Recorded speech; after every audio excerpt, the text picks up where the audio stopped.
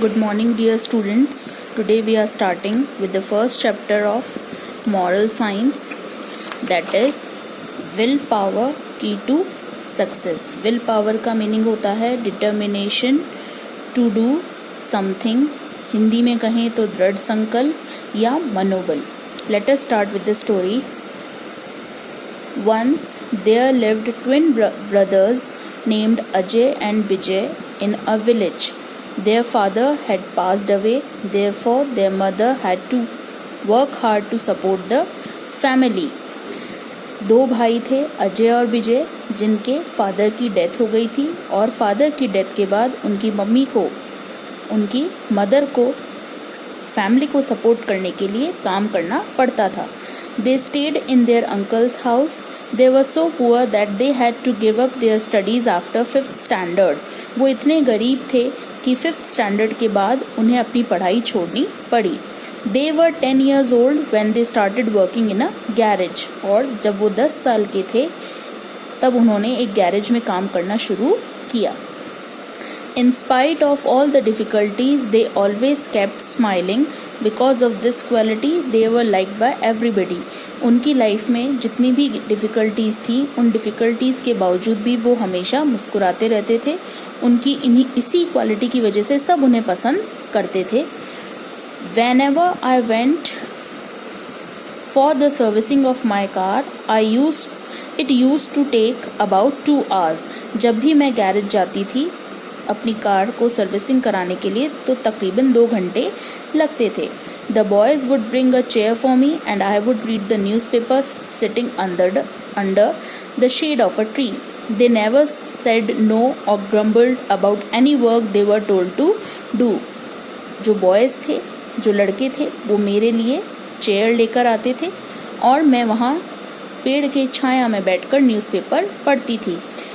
मैंने उन बॉयज़ को हमेशा देखा था कि वो किसी भी काम के लिए मना नहीं करते थे और कंप्लेन नहीं करते थे. I had seen children in many well-off families with grummy faces and no happiness. मैंने बहुत सारे ऐसे बच्चे देखे थे जो अच्छी फैमिली को बिलोंग करते थे लेकिन बैड टेम्पर्ड थे. If you asked them to do any work, they gave you hundreds of reasons to avoid it. और बैड टेम्पर्ड होने के साथ साथ अगर उन्हें कभी भी कोई भी काम दिया जाता था तो वो हमेशा बहुत सारे रीजंस देते थे जिससे उन्हें वो काम नहीं करना पड़े. Said the women.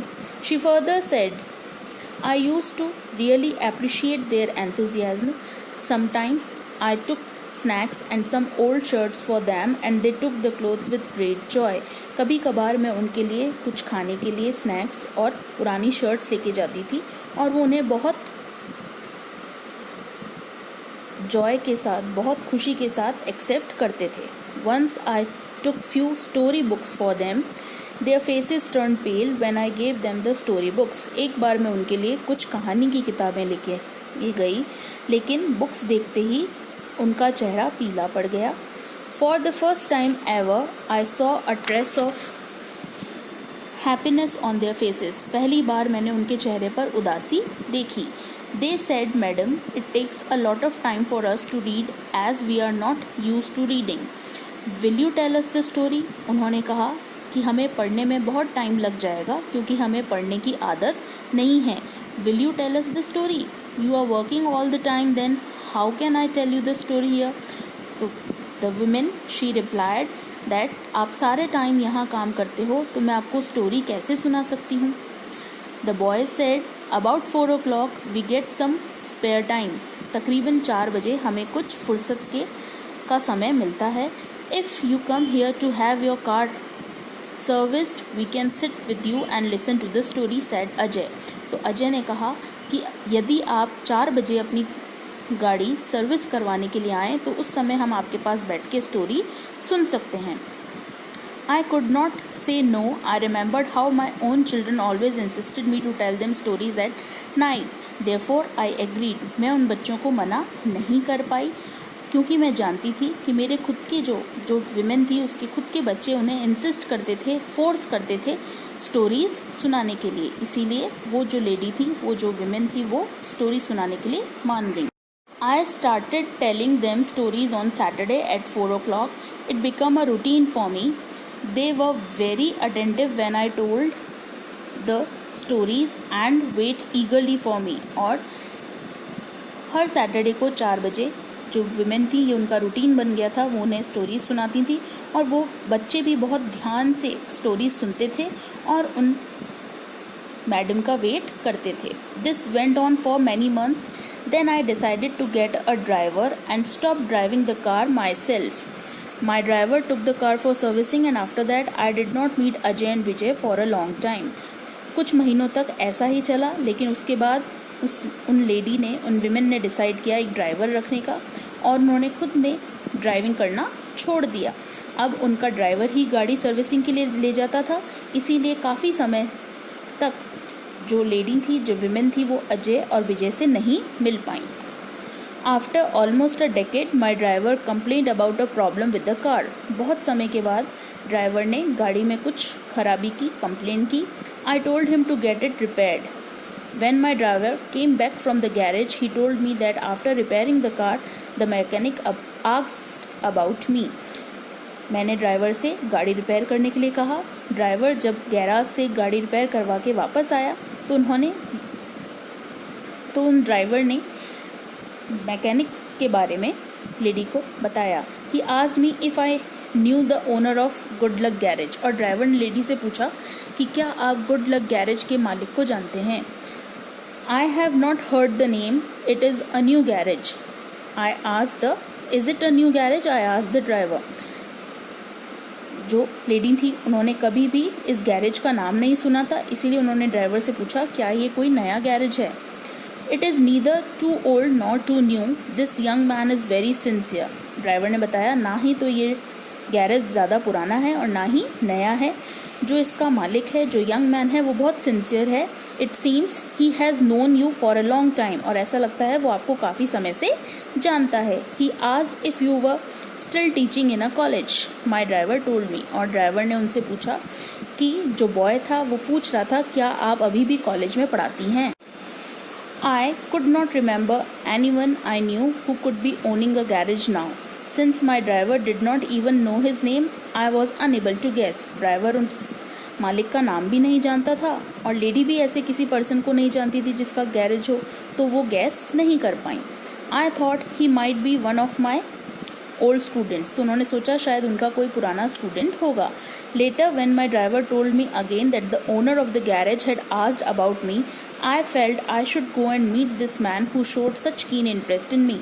आगे चलकर भी जब ड्राइवर ने उन्हें बताया कि जो ओनर है बार बार उनके बारे में पूछता है, तो लेडी ने सोचा उन्हें खुद जाकर इस पर्सन से मिलना चाहिए जो उनके बारे में इतनी पूछताछ कर रहा है. The next day I went to the good luck garage. The garage was fairly modern and well equipped. अगले दिन वो गैरेज गई और गैरेज उन्होंने देखा काफ़ी मॉडर्न था, जिसमें हर तरह की फैसिलिटी अवेलेबल थी. There was a glass cabin where I assumed the owner might be sitting. एक ग्लास का केबिन था जहाँ उन्हें लगा शायद मालिक बैठा होगा. As soon as I entered, a handsome young man in a fine dress greeted me. जैसे ही वो केबिन में एंटर हुई तो एक हैंडसम यंग मैन ने उन्हें ग्रीट किया, उनका स्वागत किया. Madam please come and sit in the cabin said the young man. और उसने उनका वेलकम करते हुए उन्हें कैबिन में बैठने के लिए बोला. I sat on the sofa in his office. It was a nice functional office. The young man looked vaguely familiar to me. अब young man को देखकर उन्हें लगा शायद वो इसको जानती हैं. I knew I had met him somewhere but could not recall where I had met him. उस पर्सन को देख के लेडी को लगा कि वो इस पर्सन से, इस व्यक्ति से मिल चुकी हैं, लेकिन उन्हें फिर भी याद नहीं आया कि वो उससे कहाँ मिली हैं. I wondered if I had thought he's a boy. The young man returned with a mug of coffee and a glass of water. वो जो यंग मैन था वो मैडम के लिए कॉफ़ी और पानी लेकर आया. Madam you have changed a lot. You look old and tired send the young man. Young man ने कहा मैडम आप काफ़ी बदल चुकी हैं, आप अब काफ़ी बूढ़ी और थकी हुई नज़र आती हैं. I asked him to tell his name. मैंने उससे उसका नाम. A dimple in his cheek when he smiled at me. And then I recognized him. He was one of the two kids who used to work in a garage a decade back.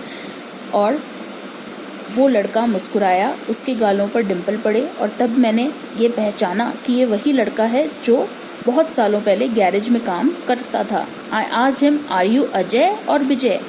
"I am Ajay, madam," said the young man in a soft voice. I was very happy to see the poor loving boy owning a new garage of his own and patted on his back. और उस बच्चे को देखकर मैं बहुत खुश हुई और मुझे इस बात की खुशी थी कि अब उसका खुद का एक गैरेज है। मैंने उसे शाबाशी दी।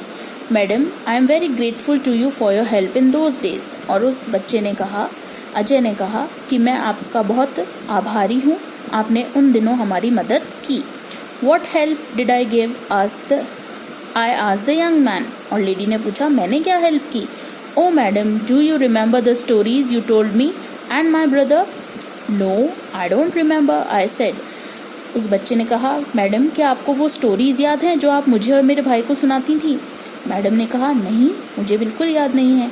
He closed his eyes and sat down in front of me and started telling his own story that made him a millionaire.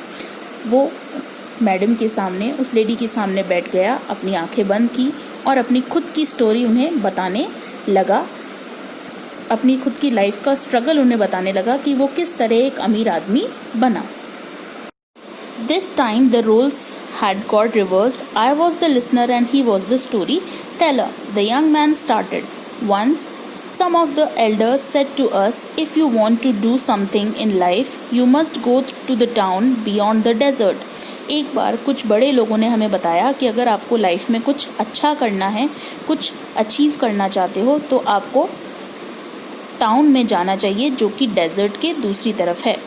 Pick up stones from the desert and carry them to that town. और desert से, जो रेगिस्तान है, वहाँ से कुछ पत्थर collect करो, इकट्ठा करो और उन्हें टाउन लेकर जाओ। Some buyer or other will pay you for those rare stones. और ये जो रेयर प्रेशियस स्टोन्स हैं, इनके लिए कोई ना कोई ख़रीदार मिल जाएगा जो आपको इन स्टोन्स के बदले में पैसे देगा। One morning we started our journey. We carried food and water with us. और एक सुबह मैं और मेरा भाई ने अपनी यात्रा शुरू की। हम अपने साथ खाना और पानी लेकर गए। In the beginning the sand was cool and the sun not yet hot. शुरुआत की जर्नी में जो सैंड थी वो ठंडी थी और सूरज अभी तेज़ गर्म नहीं था। We did not feel tired. हमें थकान महसूस नहीं हो रही थी। But after some time the sun shone over our heads and the sand started to get hot. लेकिन कुछ देर बाद ही जो सन था वो हमारे सर के ऊपर चमकने लगा, गर्मी तेज़ होने लगी और हमें गर्मी लगने लगी। साथ ही जो मिट्टी थी वो भी गर्म होने लगी।